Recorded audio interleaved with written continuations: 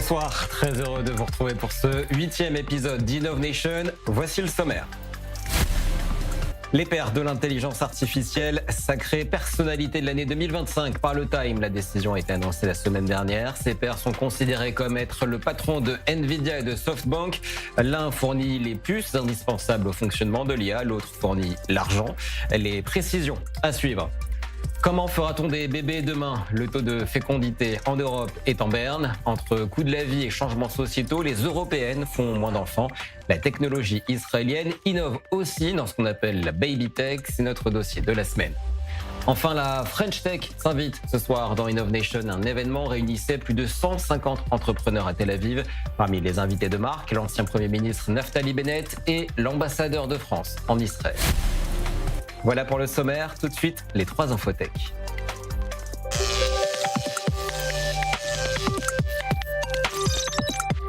Commençons donc avec ces pairs de l'intelligence artificielle. Sacrée personnalité de l'année par le Time. Le magazine décrit les architectes de l'IA comme impressionnants et inquiétants pour l'humanité. Sont considérés comme les architectes Jensen Huang, patron de Nvidia, fabricant des puces indispensables au fonctionnement de l'IA, et Masayoshi Son, patron de SoftBank, l'un des investisseurs les plus importants dans le domaine de l'IA. Écoutez à ce sujet l'un des responsables du Time Magazine. Certaines années sont plus faciles que d'autres, mais au final, ce que nous essayons vraiment de faire, c'est de refléter l'actualité mondiale et de la rendre compréhensible pour nos lecteurs. Cette année, l'IA était au cœur de presque toutes les conversations. Impossible d'allumer la télé, d'ouvrir le journal, de consulter son fil d'actualité, d'envoyer un message à un ami sans entendre parler de cette technologie, de son évolution et de son développement, mais aussi des personnes qui la développent. Et plus encore, les produits de l'IA, qu'il s'agisse de mèmes, d'images ou de textes générés par l'IA, ont commencé à s'immiscer dans notre quotidien. À quand les taxis autonomes? On en parlait pour les JO de Paris avec des taxis volants et finalement ce sera pour les JO sûrement de Los Angeles. Los Angeles où une entreprise a déployé des taxis sans chauffeur sur les autoroutes de la ville. San Francisco et Phoenix voient également ces véhicules circuler. Le service a déjà démarré pour un groupe limité d'utilisateurs. La disponibilité s'étendra en fonction des performances des véhicules.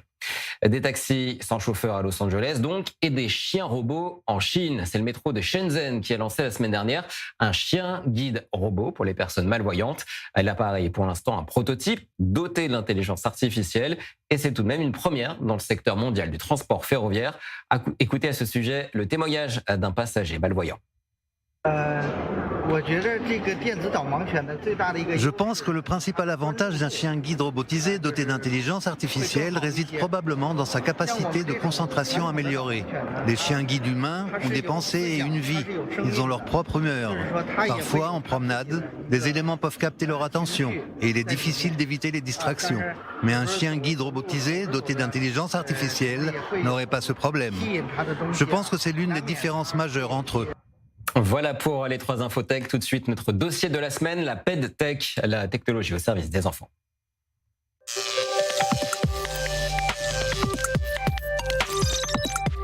Et j'ai le plaisir d'accueillir le docteur Shirley Sahar. Bonsoir, vous êtes chef de l'innovation à l'hôpital pour enfants Schneider au centre médical Rabin de Petah Tikva. Merci d'être avec nous. On va évoquer ensemble les différentes innovations autour de l'enfance. Quel rôle peut jouer l'innovation dans un hôpital pédiatrique comme l'est l'hôpital Schneider? Bonsoir, je suis très heureuse d'être là. To sum it up, Pour résumer, la PedTech en général est un écosystème et un concept que l'hôpital Schneider promeut pour promouvoir les soins aux enfants et créer des adultes sains demain. C'est partout dans l'hôpital que nous mettons les choses en place. Nous essayons de trouver les meilleures manières de promouvoir la médecine pédiatrique par l'innovation technologique. J'imagine que justement la technologie, surtout dans le domaine de la santé, doit être abordée différemment en fonction de si elle s'adresse à des adultes ou à des enfants. Yes, of course. Bien sûr. The thing is that En fait, l'innovation a toujours été présente quand on parle de pédiatrie. On ne peut pas créer quelque chose pour un enfant qui est différent aujourd'hui et dans quelques années sera tout à fait autre chose. Et pour nous, comme médecins, nous traitons une minute un nouveau-né et prochain patient aura 16 ans. Donc, bien entendu, on a toujours dû nous adapter aux différents patients que nous avons. Mais cette période de transition que nous vivons avec l'IA et tout ce qui se passe dans la médecine proactive et prédictive est très, très, très intéressant parce que ça nous permet vraiment de cibler la santé publique et nous pouvons adapter et créer toute une trajectoire dans la vie d'un enfant. Et quand vous avez un impact sur un enfant, vous voyez que comment les choses vont aller jusqu'au siècle prochain. C'est vraiment passionnant. Des exemples de choses passionnantes qui se passent, par exemple, et qui nous permettent de voir cette période de la vie, la période où on peut vraiment avoir une influence et créer le changement, que ce soit dans la médecine de précision, où on travaille pour ne pas devoir faire de tests médicaux sur un enfant et utiliser diverses lignes de thérapie. Et pour tout faire en utilisant des algorithmes qui prévoient quel type de médicament exactement sera le plus adapté à chaque enfant. Et donc, nous travaillons sur un projet autour de l'épilepsie et nous espérons que nous allons prouver le fait qu'on peut vraiment déterminer en laboratoire des conditions pour savoir quel est le meilleur antiépileptique pour chaque patient précisément. Un autre projet qu'on vient de lancer, une recherche en cours qui essaie d'empêcher d'avoir besoin, on voit sur l'écran les bébés qui viennent de naître et donc qui ont une jaunisse néonatale, c'est leur bienvenue au monde, ils doivent être testés chaque jour et donc on va utiliser simplement une photographie par une appli qui nous permet d'utiliser ça au lieu de faire un test. Donc pour savoir le niveau de bilirubine chez chaque enfant sur sa jaunisse périnatale. Voilà, c'est des choses qui peuvent tout changer. Alors comment réagissent les parents à l'utilisation de la nouvelle technologie autour de la santé de leur enfant? C'est ce qu'il y a de plus précieux pour eux. Est-ce qu'ils font confiance aujourd'hui, ces parents en Israël, à cette nouvelle technologie? D'abord, parlons des enfants. Nous inventons pour eux, pour les meilleurs clients qui soient, qui peuvent eux-mêmes appliquer la technologie. Et les parents aussi.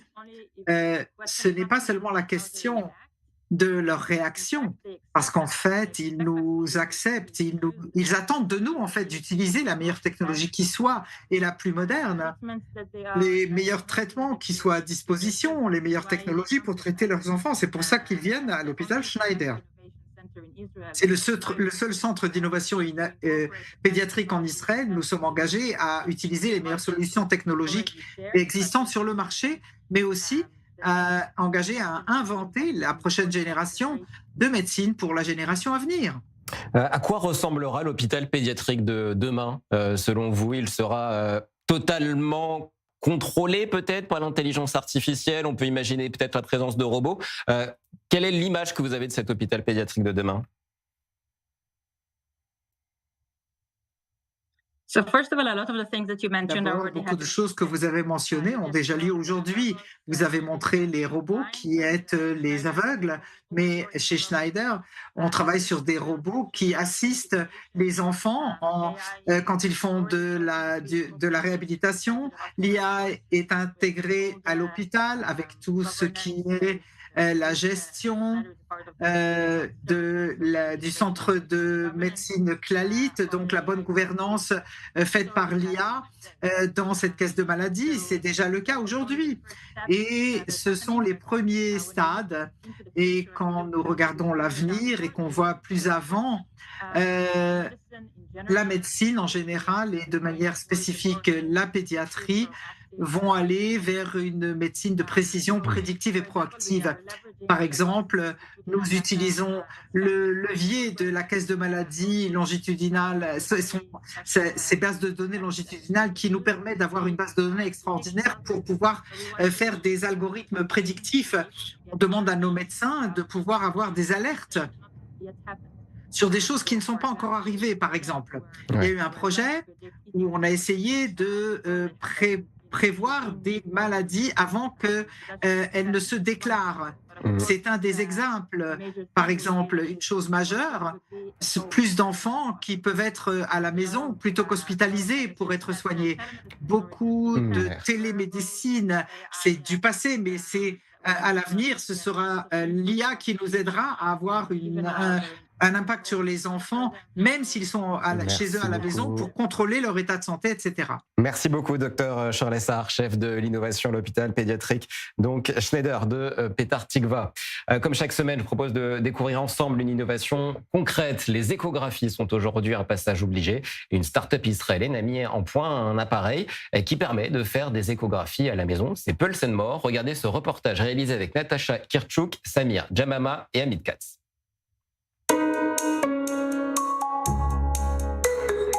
Je veux juste voir ses jambes, ses bras. C'est fou. Voici More. Elle est enceinte de 6 mois. Elle vit ce mélange d'excitation et d'inquiétude que connaissent toutes les futures mamans. Mais aujourd'hui, elle essaie quelque chose qui pourrait tout changer. C'est la tête. Maintenant, je vois son visage.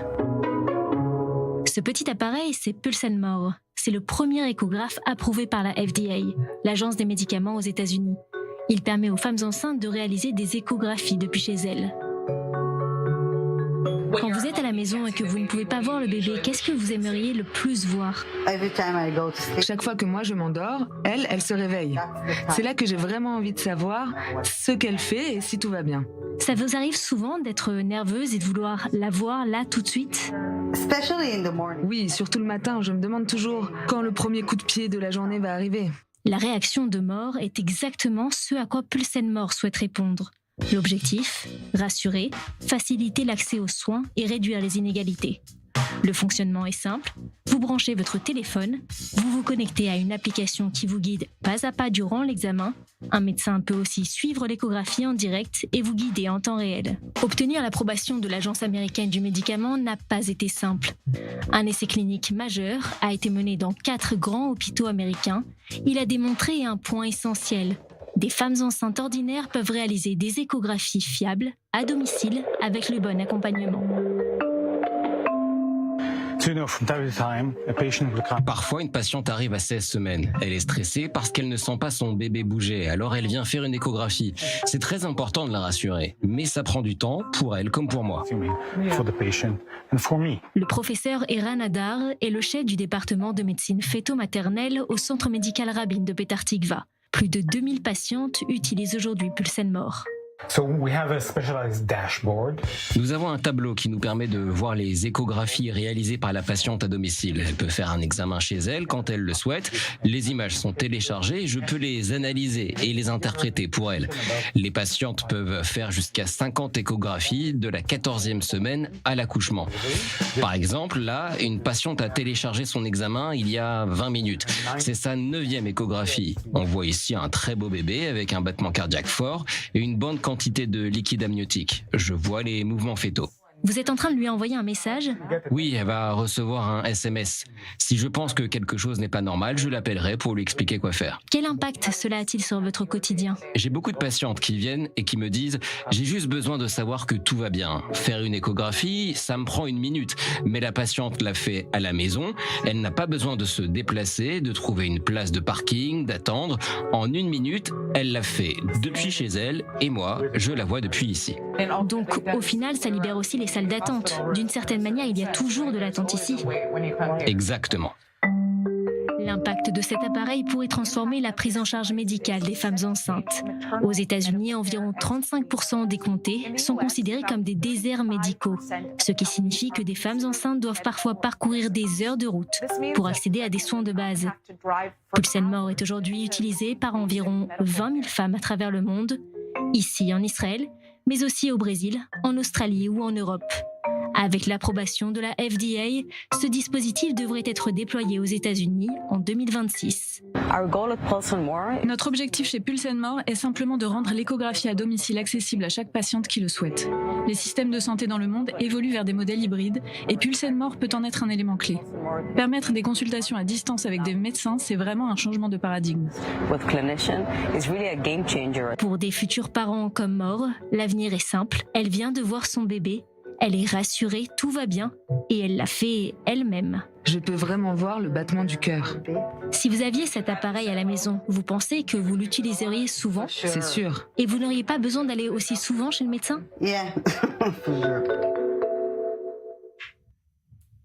J'accueille désormais sur ce plateau Daniela Gilboa. Bonsoir, merci d'être avec nous. Vous êtes la cofondatrice de IAVF. Merci d'être avec nous. Vous développez des solutions de FIV, de fécondation in vitro basées sur l'intelligence artificielle. Racontez-nous en quelques mots.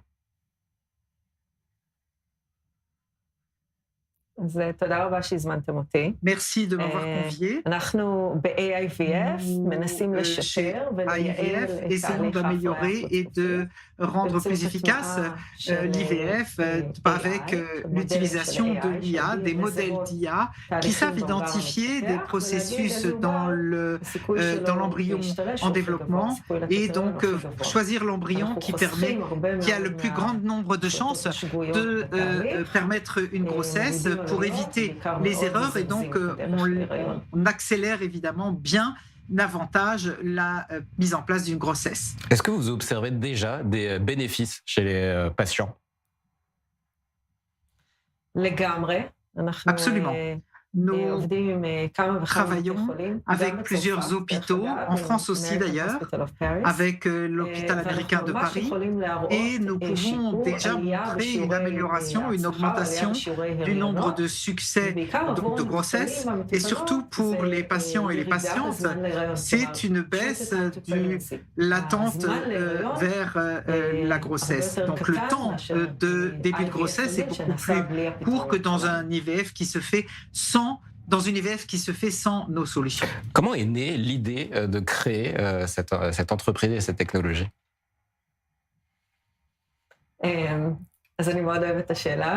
J'adore cette question. Moi, je viens du monde, parce que je suis embryologiste clinique, c'est-à-dire nous travaillons sur les embryons et nous travaillons sur la fécondation in vitro et j'ai travaillé toujours autour de cette question et j'ai pensé qu'on pourrait certainement utiliser la digitalisation et la technologie et l'IA pour accélérer les processus. Et tout au fil du travail de notre société, nous avons montré que l'IVF peut vraiment améliorer tout le processus de fécondation et ça permet de faire les choses de manière bien plus agréable. Peut-être une question assez sensible, puisque quand on parle d'intelligence artificielle et de fertilité, il faut poser des limites, j'imagine. Comment on pose une limite dans l'utilisation de l'intelligence artificielle dans la fertilité?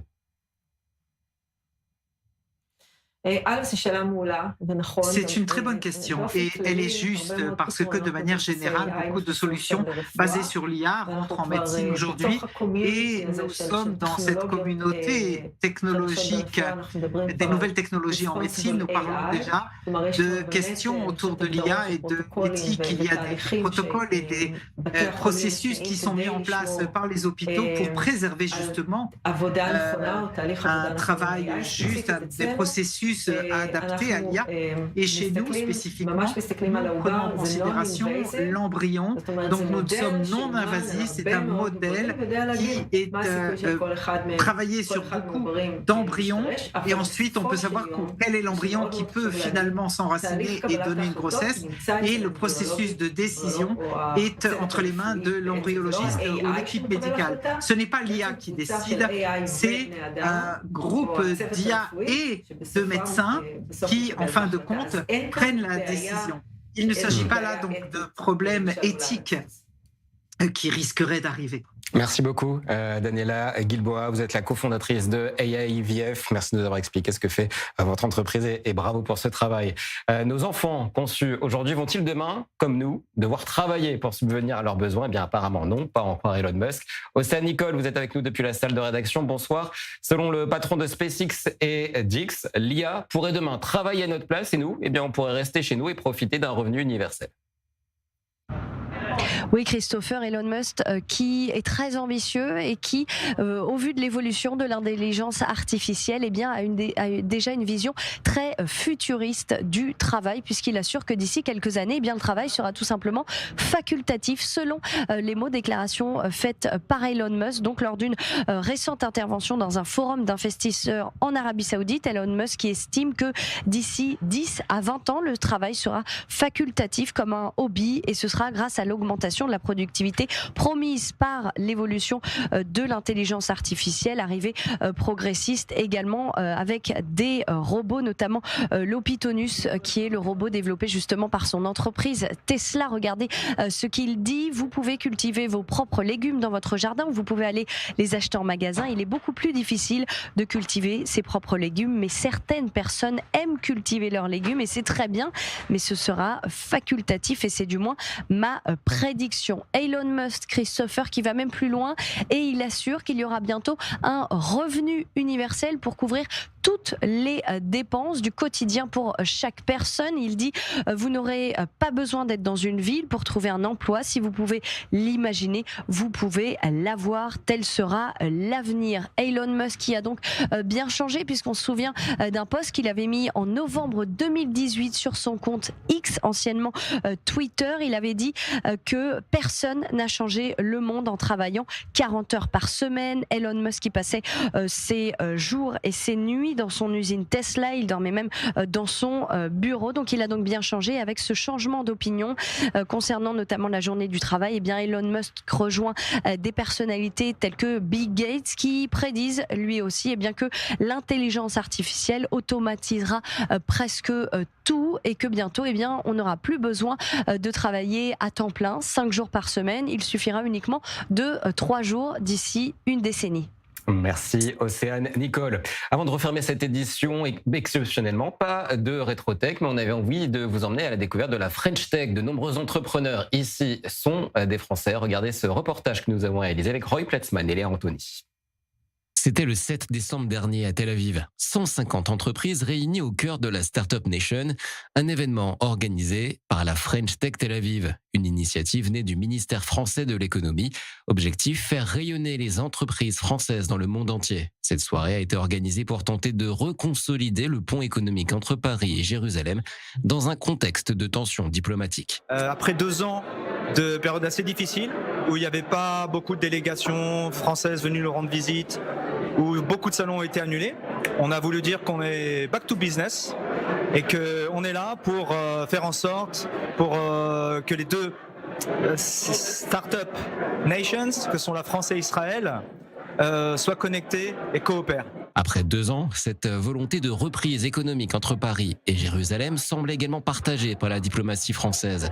C'est en tout cas le message délivré par l'ambassadeur de France en Israël. Nous sommes de retour aux affaires, c'est le message important. Les investissements grandissent dans la tech israélienne, même chose en France malgré les difficultés.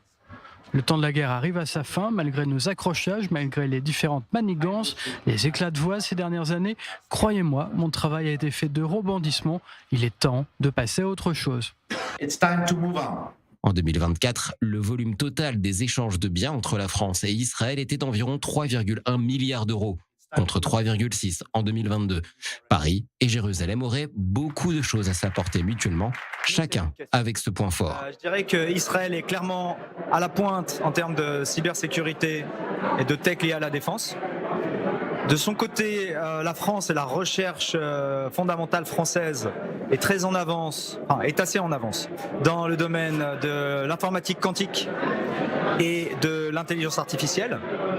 Et justement, je pense que dans l'avenir, il faudra absolument faire des ponts entre ces deux scènes start-up pour créer une zone, ça c'est mon projet un petit peu peut-être utopique, mais d'avoir une sorte de zone d'influence israélo-européenne capable de rivaliser avec les sphères d'influence chinoises ou américaines. Et selon ce chef d'entreprise franco-israélien, ce pont, voulu aujourd'hui entre Paris et Jérusalem, pourrait bien être bénéfique à la France comme à Israël. Puisque nous, on a ici de la créativité, des gens qui sont extrêmement forts pour créer des petites structures. Et en France, on est capable de prendre ces petites structures et les rendre taille énorme, comme on a vu par exemple Mistral, qui est un succès exceptionnel français, qui ont su prendre un pool de gens très intelligents, mais qui ont développé à une société de plusieurs milliards. Invité de marque de cette soirée, Naftali Bennett, l'ancien Premier ministre et candidat aux prochaines législatives, a notamment fait part de son optimisme pour l'avenir économique d'Israël. 5 minutes après les attaques du Hamas, des centaines de jeunes sont montés dans leur voiture, ont conduit jusque dans les environs de Gaza pour tenter de sauver des gens qu'ils ne connaissaient pas. On savait que cette jeune génération était intelligente, rapide, Startup Nation et tout cela. On ne savait pas que cette génération était forte et résiliente. Quand je regarde l'avenir d'Israël pour les prochaines années, si je suis optimiste, c'est grâce à eux. Dans un contexte encore tendu, l'innovation apparaît aujourd'hui comme un terrain de relance. La reprise économique entre la France et Israël passera par la technologie.